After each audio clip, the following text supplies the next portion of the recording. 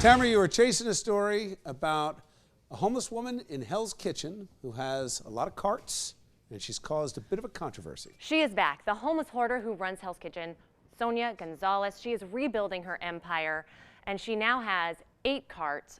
Nobody's gonna stop me working. I've been chasing Sonia since March when it was first discovered that she had a huge caravan of up to 20 carts, luggage, as well as a dolly that she was carting from street corner to street corner, and that eventually the city threw away. However, the next day when I found her, she was beginning to rebuild. But you've done a good job of getting your stuff back. No, the Mexican brought me this car.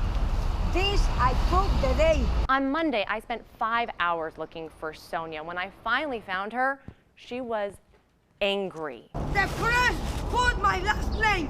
You treat me like illegal alien, like a prostitute from the street. And she turned her back to me. Now, the city did send me a statement. They said that the city has been in ongoing communication with Ms. Gonzalez to offer her services, and over the last 60 days, the outreach workers have visited her 46 times to offer her medical care and housing. Sonia and her hoarding are kind of becoming the poster child of the problem with mental illness for homeless people in New York City. This is a big thing that Mayor Bill de Blasio has been trying to work on, and in fact, his wife, First Lady Charlene McCray, is actually in Washington, D.C. talking about this issue. But what we want to know is, are their efforts effective? We have Giselle Routhier via Skype. She's the policy director for Coalition of the Homeless to talk with us. So what do you think? Has the mayor been effective, or is this going to keep happening to Sonia?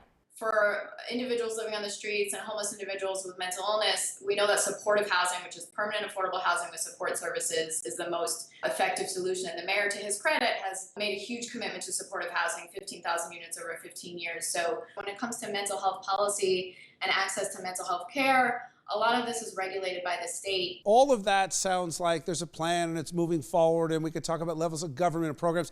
None of it matters if the woman on the street with the carts doesn't want help. I'm not homeless.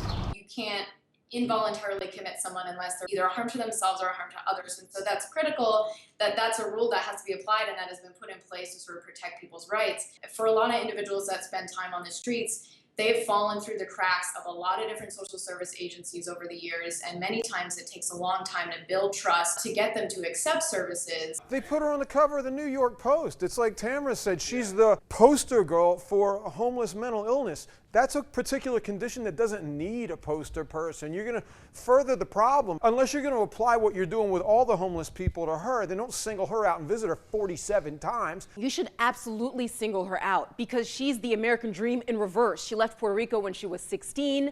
Living in the U.S., she lost her 4-year-old twin boys in a car accident. She's now 60 years old, and she has these carts as protection. People should make an example of her, so hopefully we can address the huge homelessness issue we have right now in New York. If a lady with 8 carts on the street is the price to pay for a free society, I'll gladly pay.